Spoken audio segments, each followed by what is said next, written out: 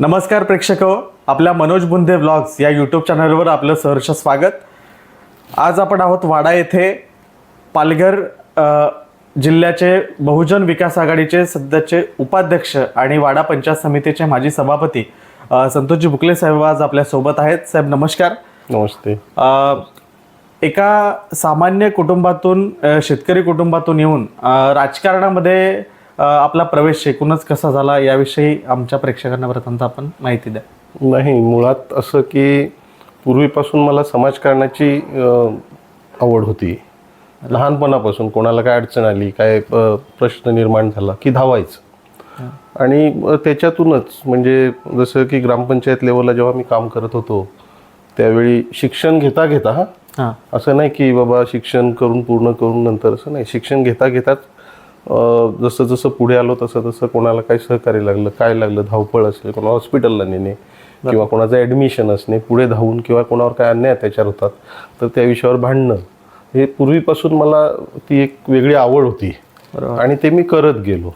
म्हणजे तुमचा स्वभावच असा होता का त्याच्यामुळे तुम्ही राजकारणाशी आपोआप जोडले गेले? म्हणजे राजकारणाशी असं की बाबा एक चांगलं समाजकार्य करत असताना मग वरिष्ठांची कोणाची तरी नजर पडली की बाबा हा मुलगा तर आपल्या गावासाठी काहीतरी करू शकतो चांगलं. बरोबर. आणि म्हणून त्यांनी मला ग्रामपंचायत लेवलला फॉर्म भरायला लावला. ॲक्च्युली सुरुवात माझी ग्रामपंचायत लेवलला नाही झाली, सुरुवात पंचायत समितीला मी अपक्ष उभा होतो. अच्छा.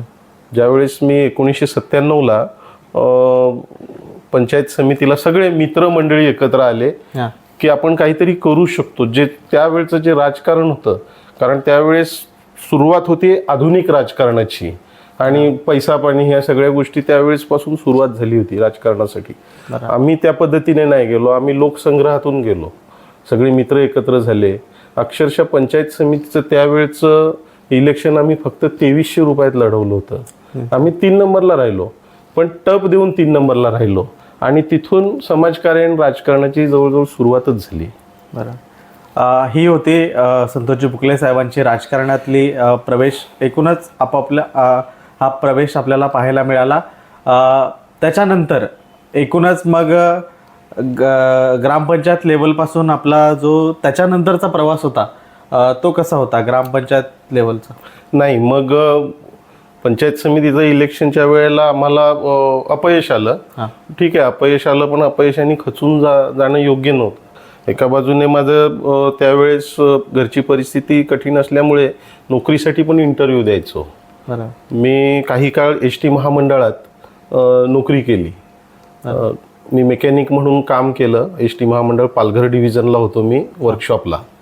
पण त्याच पिरियडमध्ये नेमके ग्रामपंचायतीची इलेक्शन लागली. एस.टी. महामंडळात असताना देखील ग्रामपंचायत इलेक्शन लढवू शकतो हा तसा त्यावेळेचा तो एक काय कुठे काय बाबा नोकरीला आहे म्हणून लढवायचा नाही असा कायदा नव्हता. त्याच्यामुळे ग्रामपंचायतची निवडणूक लढवली, मी निवडून आलो. 5 वर्ष सदस्य केलं. पुढच्या 5 वर्षामध्ये पुन्हा निवडणूक जेव्हा लढवली त्यावेळेस मात्र मी सरपंच झालो. 1997ला मी नाही 2007ला मी सरपंच झालो आणि 6च महिन्याचा कालावधी गेला. पंचायत समितीचं इलेक्शन लागलं. त्यावेळेस मी चांगले कार्यकर्ते, चांगले सवंगडी, म्हणजे जे माझ्या जोडीला 97 पासून होते ते आजही आहेत, चांगले सवंगडी एकत्र केले आणि पंचायत समिती जनरल जागेवर पक्षाने पण निर्णय घेतला. माझ्या अगेन्स्ट सगळे जनरल होते त्यावेळेस आणि मला जनरल जागेवर उभं केलं आणि मी जवळजवळ दुपटीच्या फरकाने निवडून आलो. त्यावेळेस निवडून आलो आणि लगेच सभापती पदावर बसलो.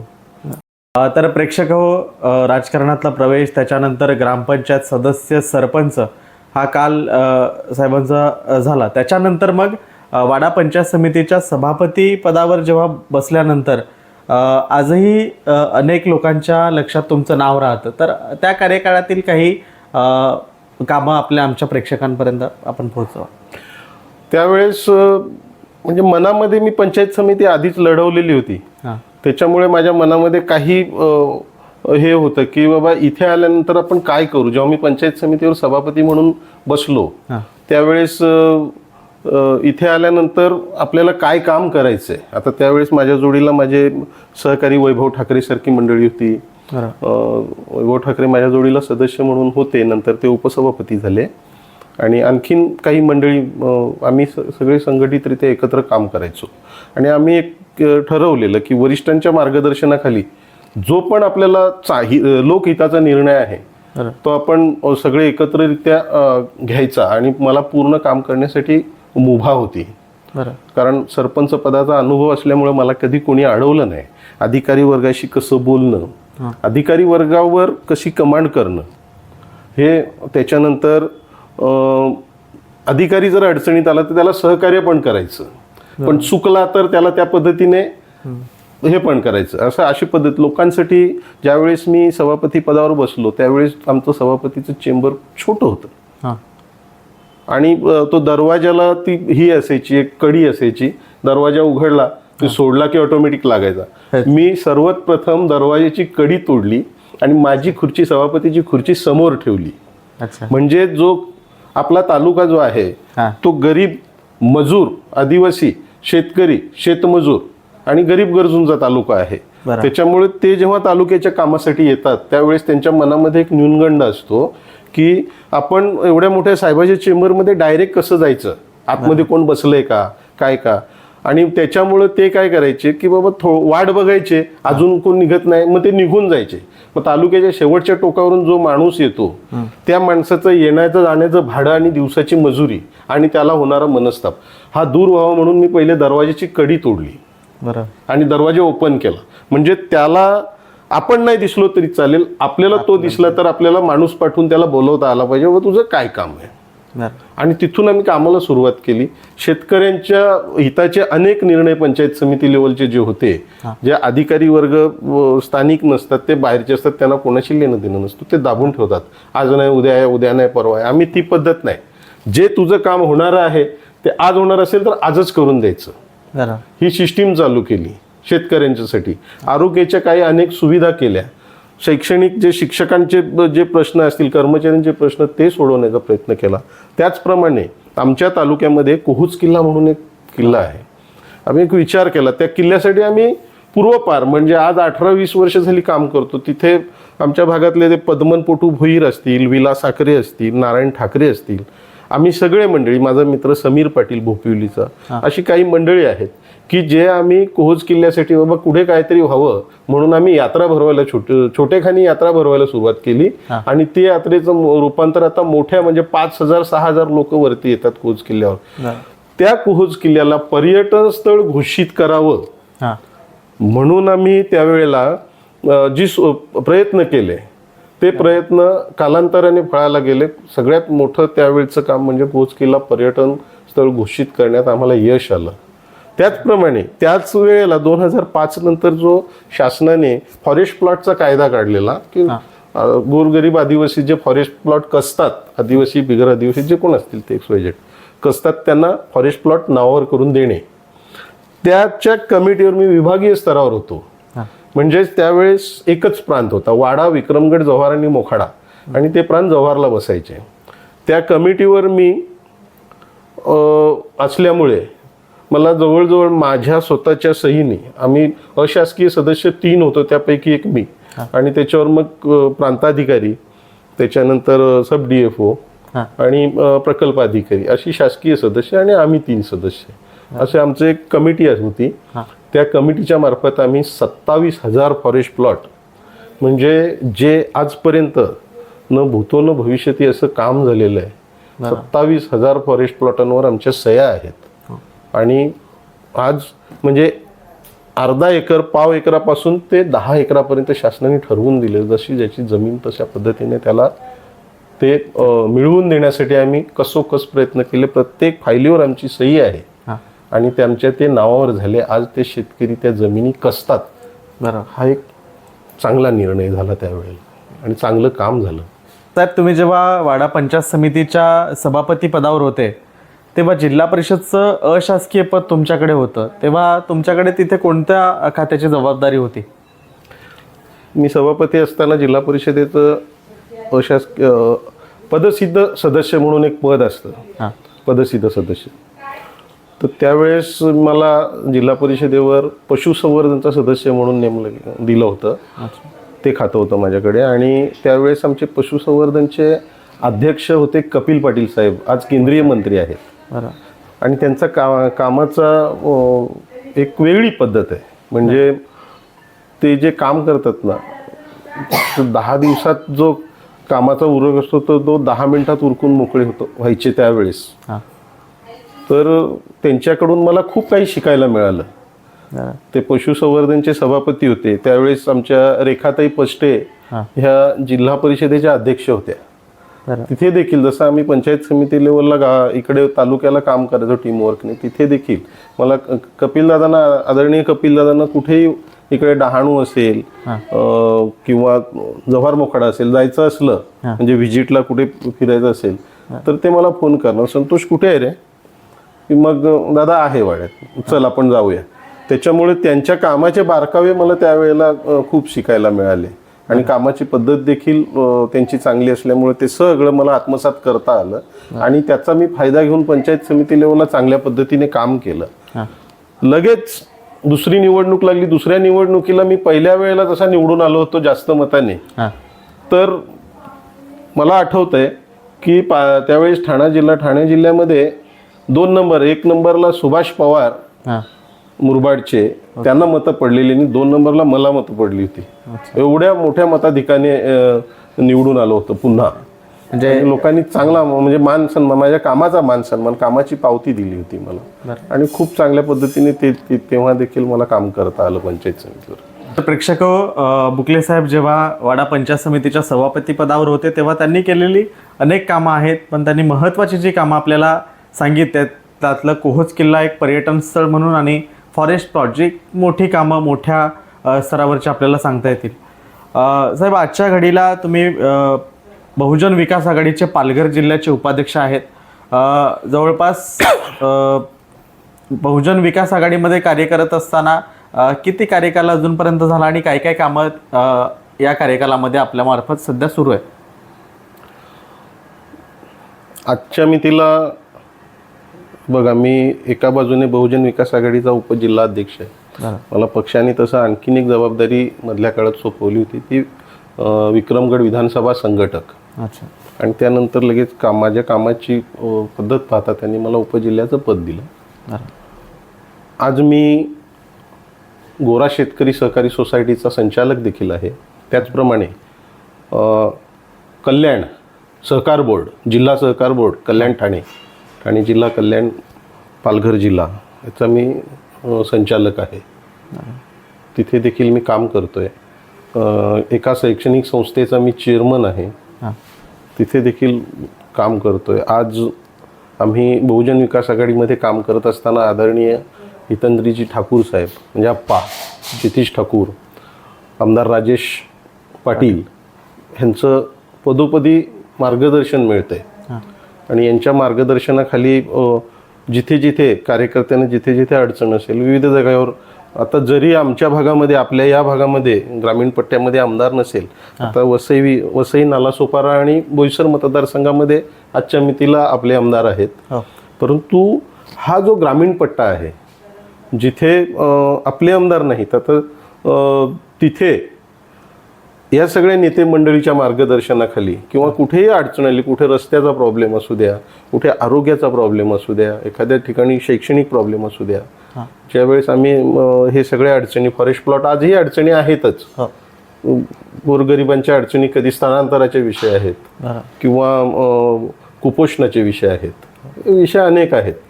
पण जिथे जिथे अडचणी घेऊन लोक आपल्याकडे येतात किंवा आपण लोकांच्या संपर्कात जातो आणि आपल्याला कळते की बाबा ह्या अडचणी आहेत, आम्ही आदरणीय हितेंद्रजी ठाकूर साहेब असतील, अप्पा, आदरणीय क्षितिज ठाकूर साहेब आहेत, आदरणीय राजेश पाटील साहेब आहेत, आमची एक फील्ड आहे, टीमवर्क आहे. आम्ही कुठलंही काम घेऊन गेलो, आमचे नेते पहिल्यांदा कार्यकर्त्याला महत्त्व देतात. काय काम आहे बोल, गेल्यानंतर जास्त वेळ घेत नाही, काय काम आहे बोल, आणि आपण काम सांगायचं आणि ज्याच्याकडे कोणाकडे काम आहे फक्त नंबर द्यायचा की ह्याच्याकडे आहे. आपण त्या अधिकाऱ्याकडे पोचायच्या आधी ह्या सगळ्या नेते मंडळींच्या मार्फत आमची कामं झालेली असतात. ही बहुजन विकास आघाडीची खासियत आहे. दुसऱ्या पक्षाकडे होते नाही होते मला माहीत नाही, परंतु बहुजन विकास आघाडीची ही एक खासियत आहे की बहुजन विकास आघाडीचे नेते आहेत जे ज्येष्ठ आहेत ते कार्यकर्त्यांना महत्त्व देतात आणि आमच्यासारखे कार्यकर्ते जेव्हा जेव्हा काम घेऊन जातात, कितीही मोठं काम न्या, ते आम्हाला ओरडणार, आपणकडे गेला, अरे ही लहान सहान कामं काय आणतो, काहीतरी मोठं आण. आणि त्यांच्यामार्फत मोठी कामं देखील इकडे अनेक आम्ही करून घेतलेली आहेत लोकांसाठी. तर तिथे कुठेही आजपर्यंत अडचण येत नाही. त्याचप्रमाणे अधिकारी वर्गाकडे गेल्यानंतर आपल्याला जो अनुभव मिळाला आहे आतापर्यंत प्रशासन चालवण्याचा, तो देखील आपल्याला खूप जास्ती कामं येतोय आणि आपण त्या पद्धतीने करतो. जे 3 नेते मंडळी आहेत, 3 आमदार आहेत, त्यांच्याबरोबर आमचे जिल्ह्याचे अध्यक्ष आदरणीय काशीनाथ दादा, जे ठाणा जिल्हा परिषदेचे माजी अध्यक्ष होते, आज बहुजन विकास आघाडीचे पालघर जिल्ह्याचे अध्यक्ष आहेत. अतिशय सक्रिय आणि त्यांच्या मार्गदर्शनाखाली आम्ही काम करतो. वसई विरारचे प्रथम महापौर आदरणीय राजू नाना पाटील साहेब, ते कुठेही काही कधीही आवाज द्या, तो माणूस रात्री 12 वाजता फोन केला तरी पण कार्यकर्त्याला ताकद देण्यासाठी उभा असतो. आणि ते खूप म्हणजे त्यांचं खूप मोटिवेशन आम्हाला मिळतं. त्याचप्रमाणे मानकर साहेब आहेत, आमचे उमेश नाईक साहेब आहेत, TDC बँकेचे चेअरमन राजन पाटील साहेब आहेत. ही सगळी मंडळी म्हणजे जेव्हा जेव्हा गरज लागली, जेव्हा जेव्हा काही कुठे अडचण आली, ही मंडळी जातीने पाठीशी उभी राहते. पालघर जिल्हा आपला 8 तालुक्यांचा आहे. सागरी, नागरी, डोंगरी विविध क्षेत्र आहेत. काही ट्रायबल एरिया आहे. आता ट्रायबल एरियामध्ये काम करणारे आमचे तालुका अध्यक्ष आहेत. विक्रमगडमध्ये सुनील पाटील आहे, राजू बोचल आहे, त्याच्याबरोबर काम करणारी कैलास पारधीसारखी मंडळी आहेत.